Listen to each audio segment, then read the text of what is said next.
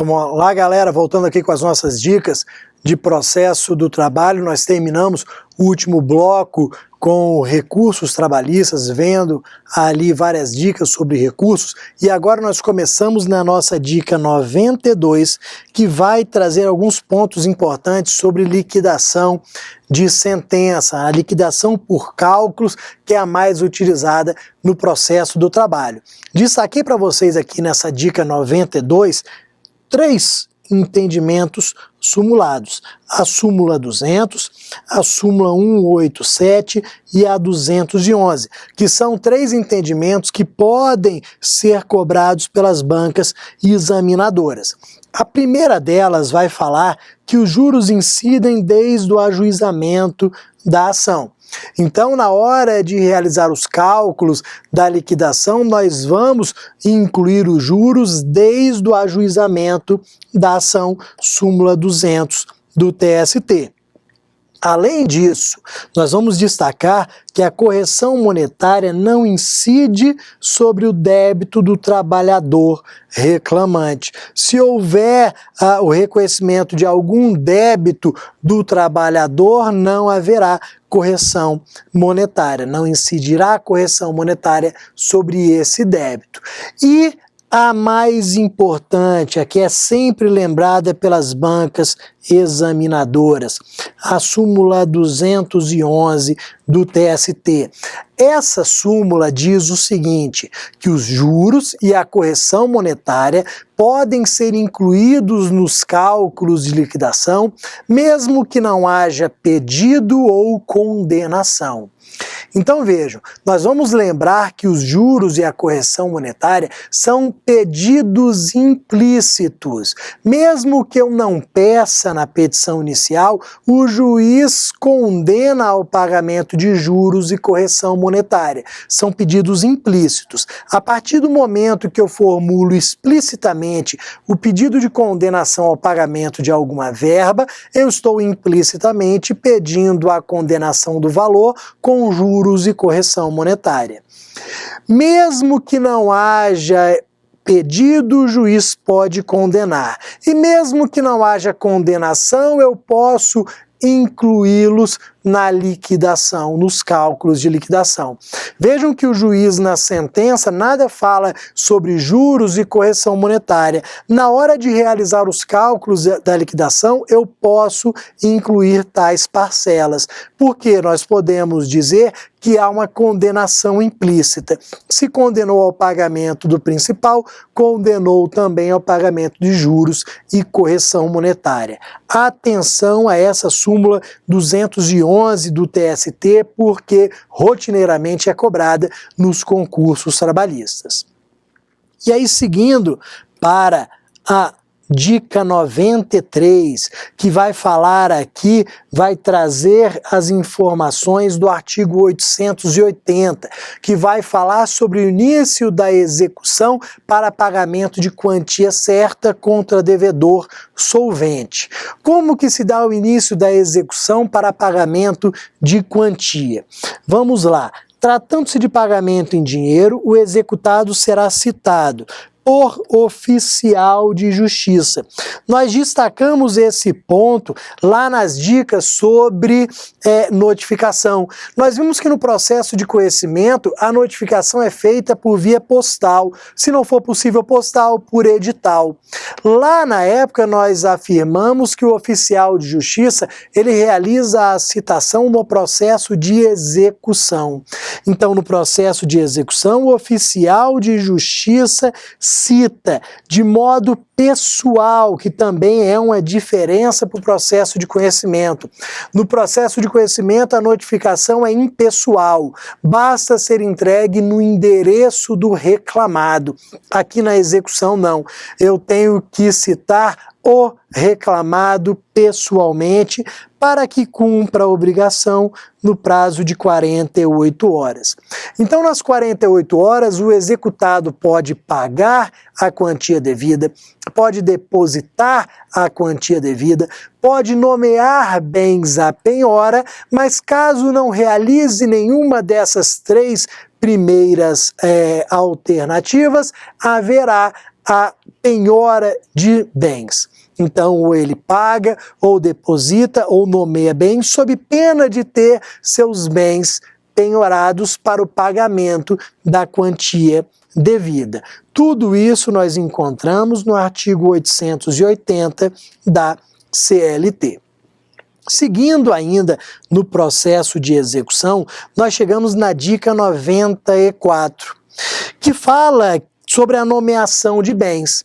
Nós vimos na dica anterior que eu, executado, posso pagar, posso depositar a quantia ou nomear bens à penhora. Eu quero nomear bens. Eu tenho bens passíveis de penhora que podem ser nomeados à penhora em meu patrimônio.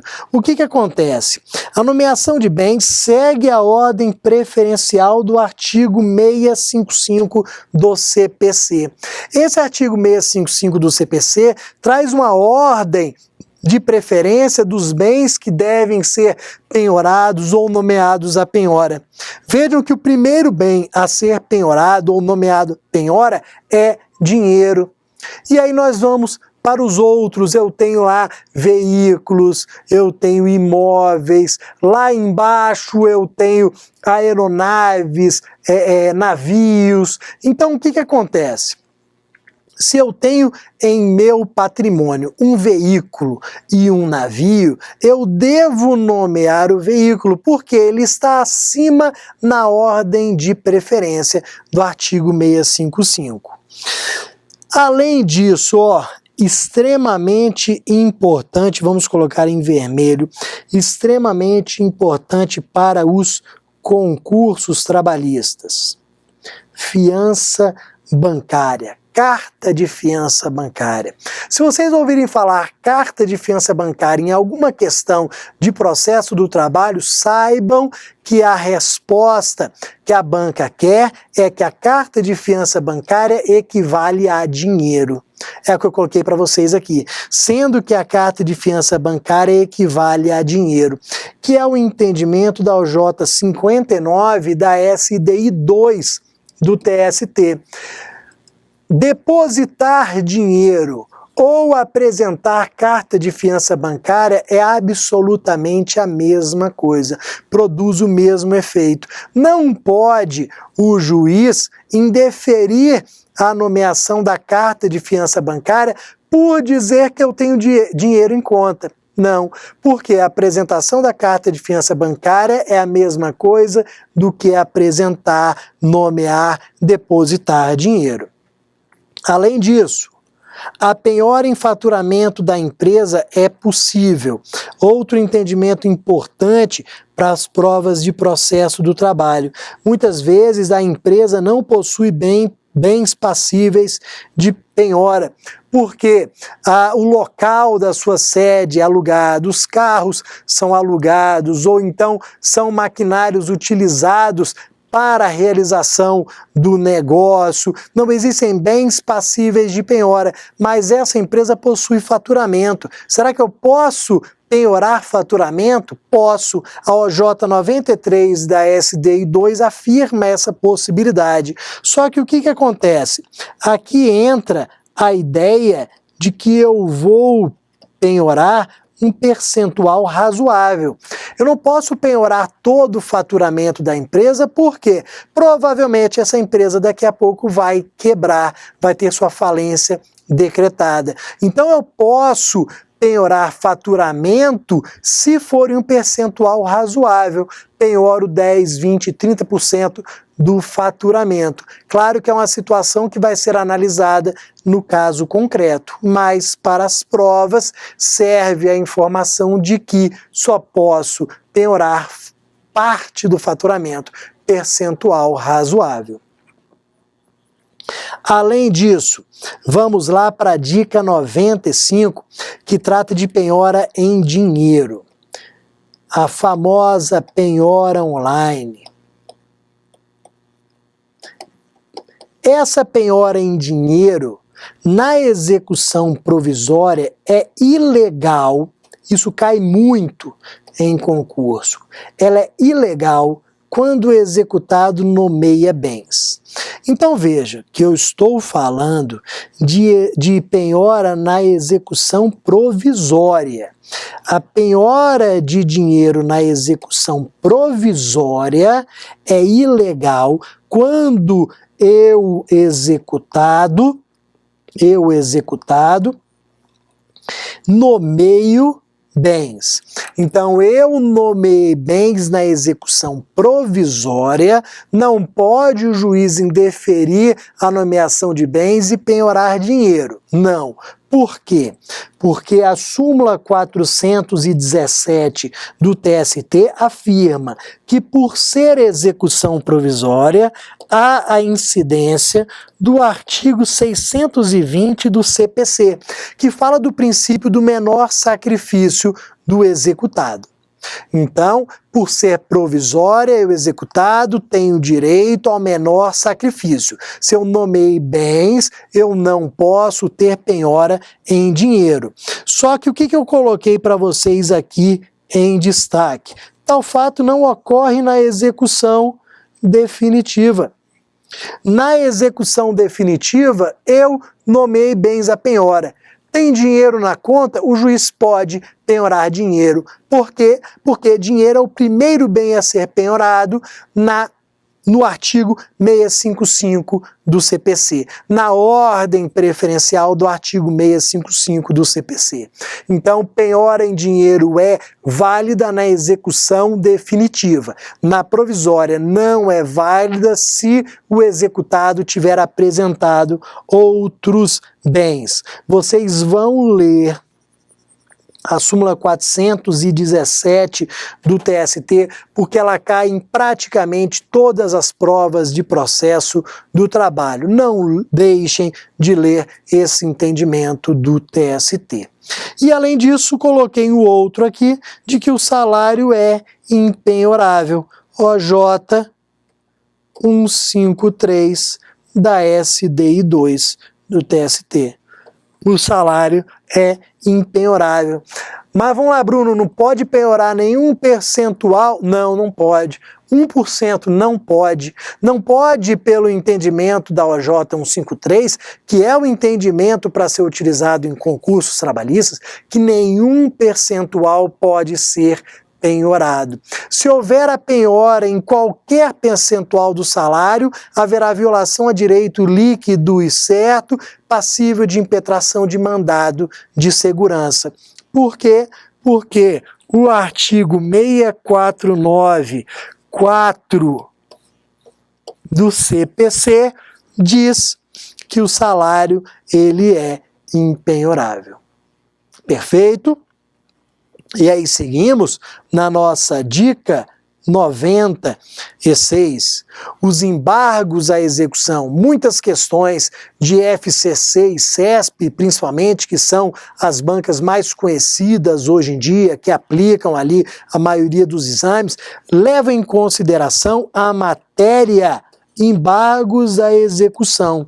Então, o que vocês vão ler? Vocês vão ler o artigo 884 da CLT. Embargos à execução. O que é isso?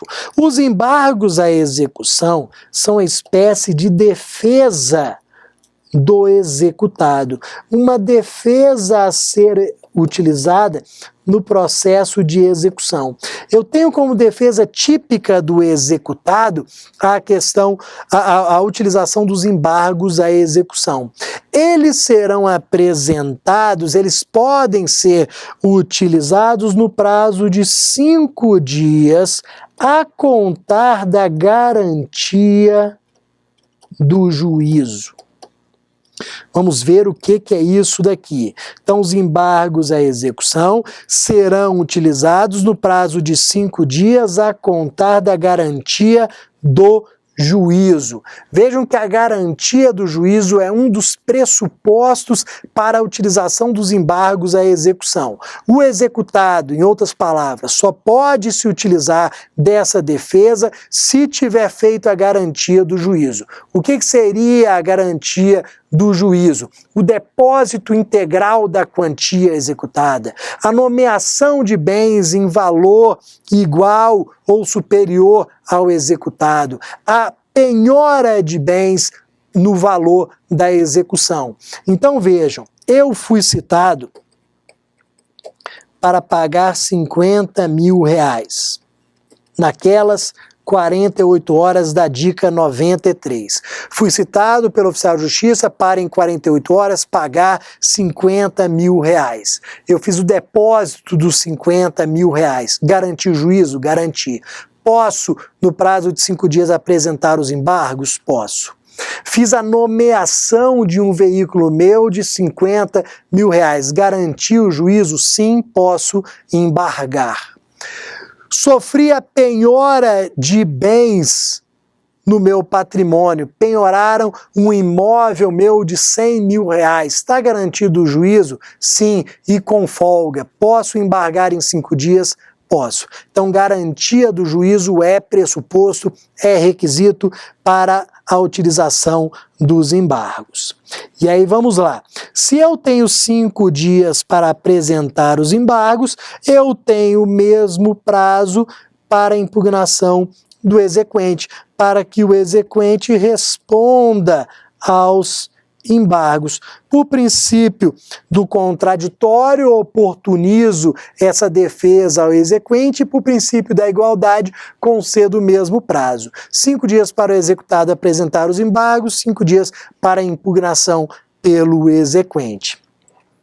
E além disso, vocês vão ter que memorizar, isso cai bastante, vocês vão ter que memorizar o parágrafo 1º do artigo 884 da CLT. Por quê? Esse 884, parágrafo 1º, que diz quais são as matérias que podem ser alegadas nos embargos à execução. Então, lá no 884, parágrafo 1º, você tem cumprimento do acordo, cumprimento da decisão, prescrição, você tem as matérias que podem ser arguídas nos embargos à execução. A doutrina diverge, a doutrina diz que não são apenas essas matérias, mas as bancas examinadoras focam apenas no parágrafo 1º, CESP, FCC, essas bancas examinadoras dizem que, e as demais também, eu sempre falo CESP e FCC por serem as mais conhecidas, mas as bancas examinadoras focam no parágrafo 1º dizendo que somente aquelas matérias é que podem ser levadas à apreciação do Poder Judiciário por meio dos embargos. Por isso que nós temos que saber. Seguindo aqui, chegando a nossa dica 97, estamos chegando quase a nossa dica 100 de 120. Dica 97, isso daqui quem adora é a FCC. A FCC sempre traz alguma informação sobre arrematação. Sempre lembra, e aí vale a pena pegar a sua CLT e ler o artigo 888, principalmente parágrafo 2º e 4º da CLT. Vejam que o arrematante, aquele que for lá a um leilão, por exemplo, e arrematar um veículo por R$20 mil, ele terá que garantir o lance com sinal de 20%. Então, ele fez o lance de 20 mil, ele dá o sinal de 20%. E o restante ele deve pagar em 24 horas. Isso daqui tem que saber as bancas, principalmente, como eu disse, a FCC, trazem essas informações. Sinal de 20%, restante em 24 horas. Se ele não pagar o restante em 24 horas, o que acontece com o sinal dele, com aquela entrada de 20%? Ele perde. Aquele sinal de 20% será perdido em prol da execução. Vai para a execução, para pagamento da quantia executada, sendo que aquele bem volta a asta pública, volta para o leilão, volta lá para a praça. Então, volta para a asta pública. Leiam, como eu disse, os parágrafos 2º e 4º da CLT, do artigo 888 da CLT, porque há uma forte probabilidade deles serem cobrados na sua prova. Seguindo aqui, ó, dica que nós vamos relembrar porque eu tratei lá na parte de competência da Justiça do Trabalho. Estamos falando de execução, então execução de contribuições previdenciárias. Rapidamente, só para lembrar, a súmula 368, inciso 1º do TST. Em matéria de execução de contribuição previdenciária, a Justiça do Trabalho tem competência apenas para executar as contribuições incidentes sobre condenação pecuniária. Nós já vimos isso daqui. Somente se houver condenação em pecúnia. Pecúnia quer dizer o quê? Din-din. Dinheiro. Então leiam lá o 368, inciso 1º do TST. Não vou perder muito tempo, porque nós já revisamos esse ponto anteriormente. Dica 99. Se não houver discriminação das parcelas do acordo, a contribuição previdenciária incidirá sobre o valor total. OJ 368. O que nós vimos lá atrás? Quando o juiz profere uma sentença, ele tem que discriminar as parcelas. Quando é feito um acordo, também tem que haver a discriminação das parcelas para que a União saiba se incide ou não contribuição previdenciária, sobre que parcelas incide a contribuição, sobre que parcelas não incide a contribuição previdenciária. Se for feito um acordo sem a discriminação das parcelas, pagando, por exemplo, lá R$50 mil, a contribuição incidirá sobre o valor total. OJ 368. E a dica 100 fala de uma situação também parecida. Houve acordo na fase de execução. Então, olha o que acontece. Foi proferida a sentença condenando a empresa a pagar a Bruno R$200 mil. Transitou em julgado. Iniciamos a execução. Na fase de execução, fizemos um acordo para Bruno receber R$100 mil.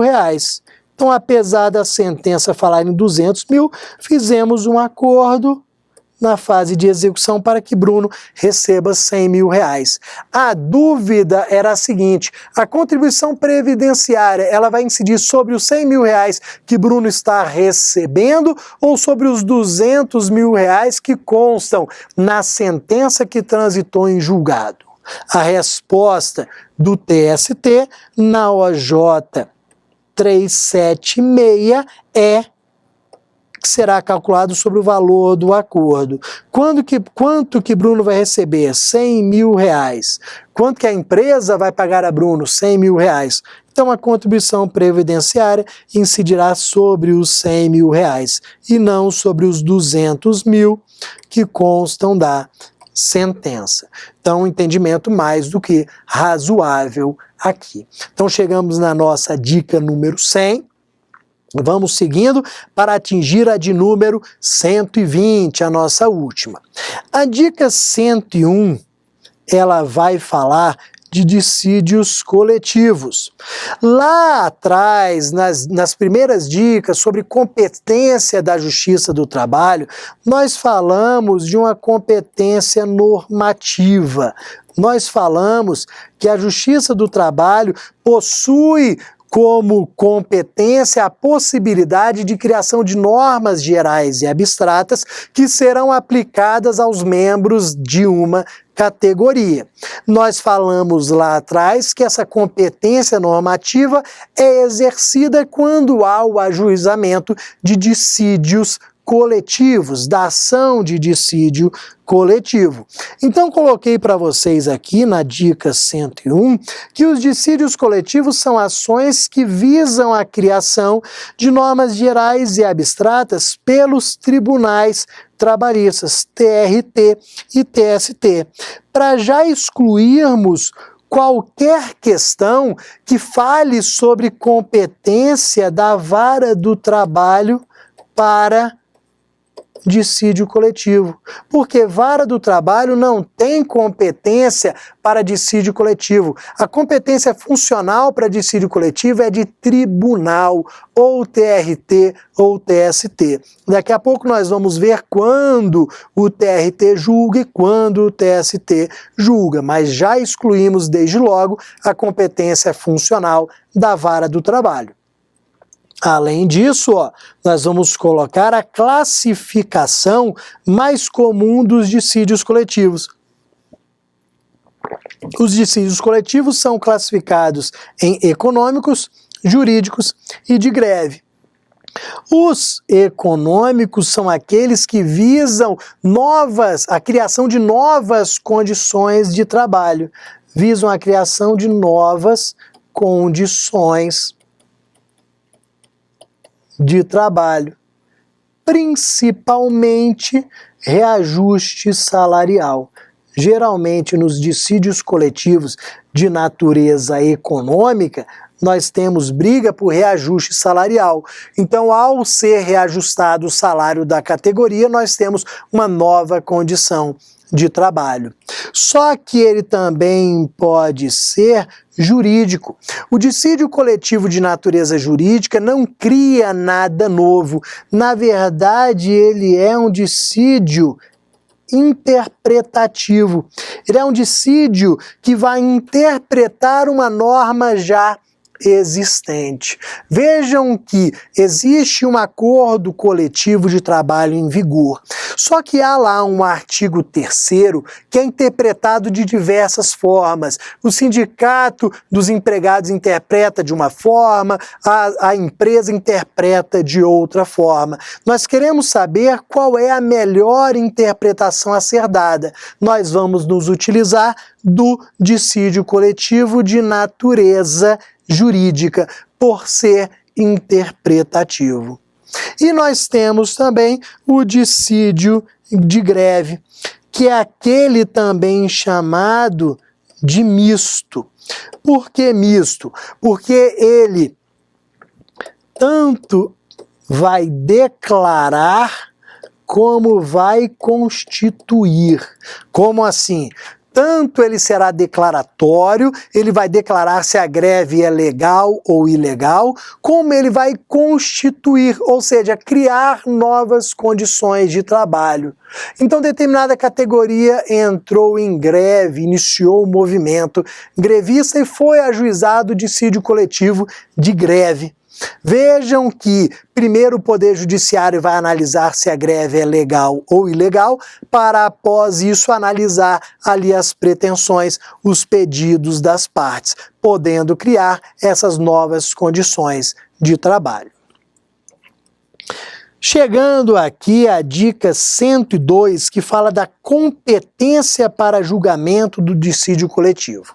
Nós falamos que pode ser ou de TRT ou TST, na dica 101. Agora, na dica 102, nós vamos entender quando é um TST ou quando é um TRT. Coloquei de forma bem simples para vocês aqui o seguinte: a competência para o julgamento pode ser do TRT quando a extensão do conflito se restringir à jurisdição de um TRT. Como assim? A categoria que está em greve é uma categoria do Estado do Espírito Santo. Logo, a categoria que está em greve, ou a categoria que está lutando por novas condições de trabalho, ela está restrita ao Espírito Santo. O conflito se restringe ao Espírito Santo. O Espírito Santo é o TRT 17ª região. Se o conflito está restrito ao Espírito Santo, se as categorias em conflito estão restritas ao Espírito Santo, nada mais natural do que o conflito ser julgado pelo TRT Espírito Santo 17ª região. Só que pode ser que o conflito atinja área superior a um TRT. Pode ser que o conflito seja, por exemplo, nacional, uma categoria nacional, muito comum quando nós temos greve dos Correios em âmbito nacional. Nessa hipótese, como o conflito atinge a área superior a um TRT, nós teremos aqui o julgamento pelo TST. Então, nessas greves nacionais dos Correios, quem julga o dissídio coletivo é o TST. Perfeito? Só que cuidado aqui com a súmula 103, porque ela traz uma exceção a essa regra. Então, se o conflito está em área superior a um TRT, julgamento pelo TST. Só que em São Paulo é diferente. São Paulo é a situação excepcional. Por quê? Porque São Paulo possui 2 TRTs. É o único estado da federação que possui 2 TRTs. TRT 2ª região da capital e 15ª de Campinas. O que acontece numa hipótese de conflito ligado a dissídio coletivo que envolva todo o estado de São Paulo? Se envolve todo o estado de São Paulo, ele está abrangendo a área de 2 TRTs. Só que nessa hipótese eu não passo o conflito, o julgamento do dissídio coletivo para o TST. Não, nessa hipótese o dissídio será julgado pelo TRT 2ª região, que é o TRT da capital, o TRT da cidade de São Paulo. Então tomem cuidado com essa exceção aqui. Não vai para o TST, como eu coloquei, e sim para o TRT 2ª região. E para finalizar esse bloco, com a dica 104, nós vamos colocar aqui que no dissídio coletivo de natureza econômica exige-se o comum acordo. Vamos lá.